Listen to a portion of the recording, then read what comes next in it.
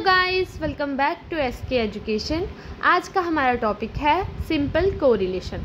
आज हम कोरिलेशन की डेफिनेशन और इसके मेथड्स को डिस्कस करेंगे और Karl Pearson coefficient of correlation जो इसका मेथड है उसके हम न्यूमेरिकल सॉल्व करेंगे।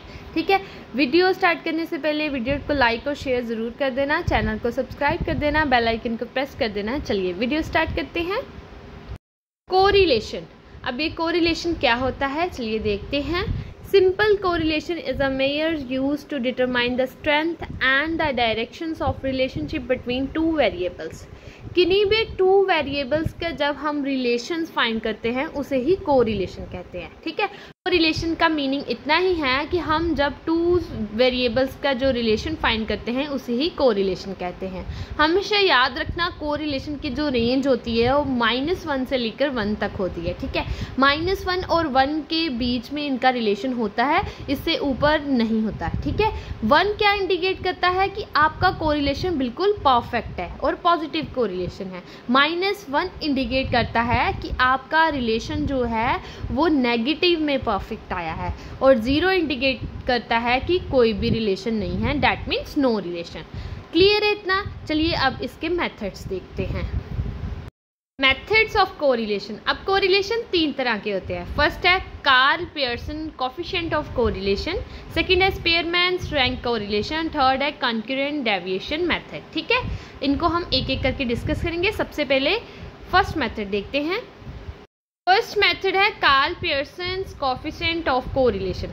अब ये मेथड भी 3 फर्दर मेथड्स में डिवाइड है। फर्स्ट है डायरेक्ट मेथड, सेकेंड है शॉर्टकट मेथड जिसे हम एज्यूम्ड मेथड भी कहते हैं, और थर्ड है स्टेप डेविएशन मेथड। इनको हम एक एक करके डिस्कस करेंगे। ठीक है, सबसे पहले हम डायरेक्ट मेथड को सॉल्व करेंगे।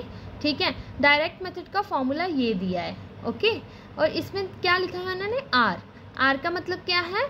आर का मतलब है कोरिलेशन। ठीक है, कोरिलेशन को हम आर से डिनोट करते हैं। फॉर्मूला देखते हैं। सबसे पहले सिग्मा या समीशन, आप कुछ भी बोल सकते हैं, सिग्मा या समीशन दोनों ही वर्ड सही है। Sigma X Y. ठीक है, अब सिग्मा वर्ड क्या है? बच्चे डर जाते हैं ये एक्स ऐसा देख के कि सिग्मा ये क्या आ गया, ये कौन सा वर्ड है। कुछ भी नहीं होता सिग्मा। ठीक है, ये जो आपके कुछ भी सीरीज दी होती है ना एक्स और वाई की, कोई भी 2 नंबर्स जो होते हैं उनकी जो सीरीज दी होती है उनका जो सम होता है उसी को सिग्मा कहते हैं। ठीक है, सिग्मा का मीन मतलब होता है सम। ठीक है, जैसे हमें यहाँ पे एक्स वाई दिया है और एक्स वाई का जो सम होगा वो होगा सिग्मा एक्स वाई। ठीक है, अपॉन में क्या है? अंडर रूट में आता है सिग्मा एक्स की square multiply by sigma Y की स्क्वायर। ठीक है, अब जो छोटे एक्स और छोटा वाई दिए गए हैं इसको निकालने के लिए भी एक फॉर्मूला है, जो है छोटे एक्स को निकालने का फॉर्मूला है जो आपको पहले से बड़ा एक्स दिया होगा, जिसको जैसे ये सीरीज दी है आपको, उस एक्स में से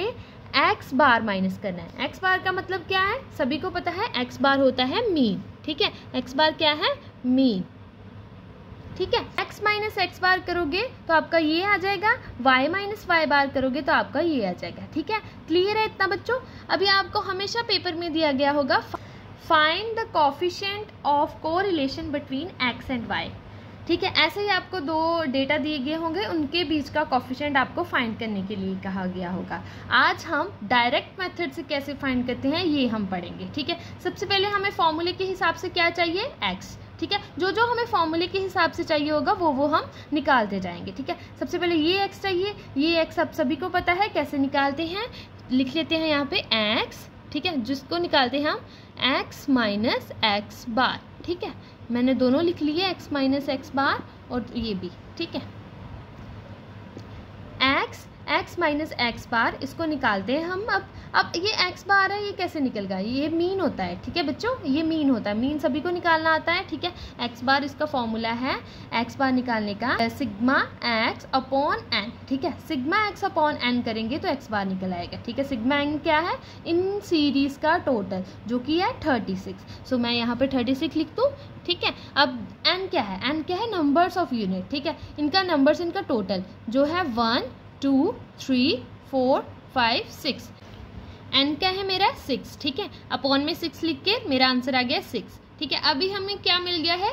सिग्मा एक्स हमने फाइंड कर लिया है, अब हम ये सीरीज जो है वो निकाल लेंगे। ठीक है, सबसे पहले क्या करना है 1 - 6। ठीक है, 1 - 6 करेंगे तो क्या आएगा -5 आएगा। ठीक है, नेक्स्ट करेंगे 3 - 6 आएगा -3, 5 - 6 आएगा -1, 9 - 6 करेंगे तो आएगा 3। ठीक है, 8 - 6 करेंगे तो 2, 10 - 6 करेंगे तो आएगा 4। ठीक है, ये सीरीज फाइंड होगी। अब इन सब का टोटल भी कर लेते हैं। ठीक है, 4 + 2 क्या होता है 6। ठीक है, 6 + 3 9, 9 - 1 8। ठीक है, 8 - 3 5, 5 - 5 हो गया 0। ठीक है, इसका समीशन आ गया 0।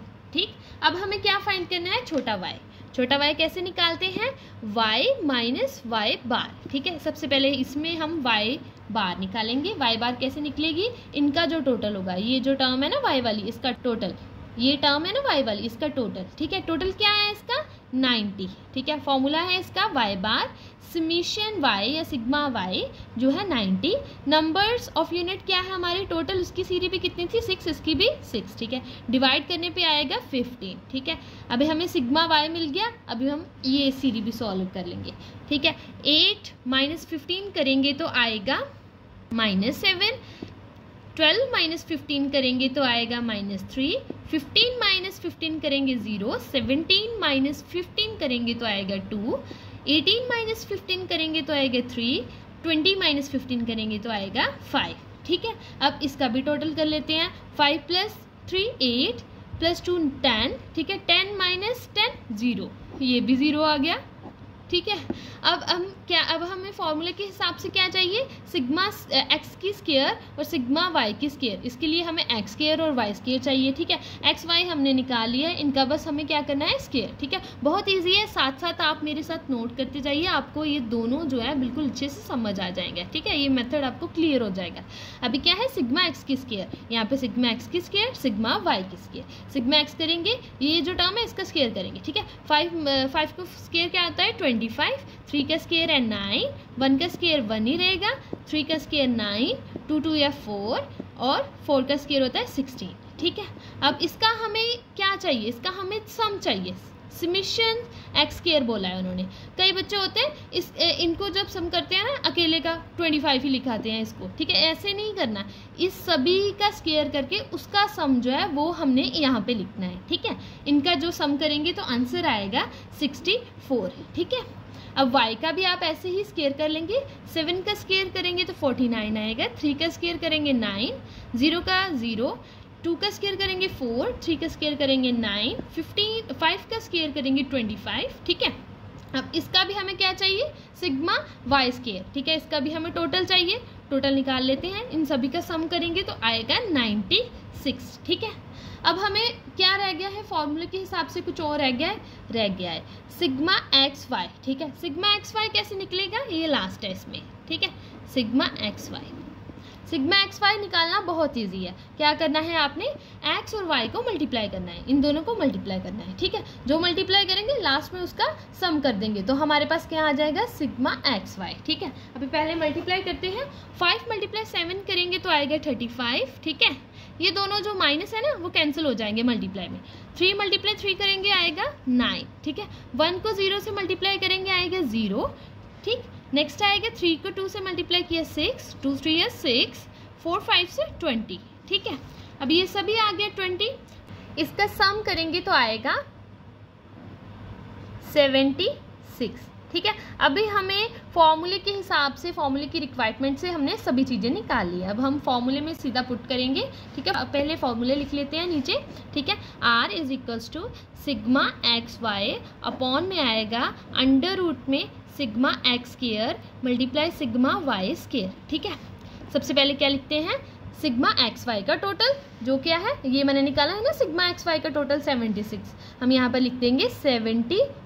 ठीक है, अपॉन में क्या है √ में आते हैं सिग्मा एक्स की स्क्वायर। सिग्मा एक्स की स्क्वायर कहाँ है, सिग्मा एक्स यहाँ है, इसकी स्क्वायर है, इसका आंसर आया हमारा 64। ठीक है, 64 लिख लेंगे हम इधर। ठीक है, 64 हम इधर लिखेंगे और मल्टीप्लाई में क्या है sigma Y square. Sigma Y square हमारा आया है 96। ठीक है, सो 96 मैं यहाँ पर लिख लेती हूँ। ठीक, 96 इतना क्लियर है सभी को। अभी नेक्स्ट देते हैं R = 76 अपॉन इन दोनों को मल्टीप्लाई करेंगे तो आंसर आएगा 6016। ओके, जब हम इसका अंडर रूट करेंगे तो आंसर आएगा 77.56। ठीक है, अभी आप इन दोनों को डिवाइड करोगे तो आंसर आएगा 0.979। ठीक है, हमेशा याद रखना जो कोरिलेशन की वैल्यू आती है ना वो -1 से लेकर 1 तक ही आएगी। ठीक है, अगर आपकी -1 से कम या फिर 1 से ज़्यादा आ रही है तो इसका मतलब है आपका जो सम है वो गलत है, आप दोबारा उसको चेक करोगे। ठीक है, इसमें जो ये वैल्यूज़ होती है ना इसमें थोड़ी बहुत वेरिएशन आ सकती है बट आंसर सही होता है। और इसके ब्रैकेट में आप हमेशा अप्रोक्स ज़रूर लिखना। ठीक है, अप्रोक्स। ठीक है, इसलिए ये आंसर आपका सही होगा। होप आपको ये डायरेक्ट मेथड समझ आ गया होगा। अगर आपको ये वीडियो मेरी अच्छी लगती है तो प्लीज़ मेरी वीडियो को एक लाइक और शेयर ज़रूर कर देना, चैनल को सब्सक्राइब कर देना, बेल आइकन को प्रेस कर देना। Thank you so much. Next video में आपको मैं शॉर्टकट मेथड और एज्यूम मेथड जिसे कहते हैं वो उस मेथड से न्यूमेरिकल सॉल्व कराऊंगी। और stay tune for next video.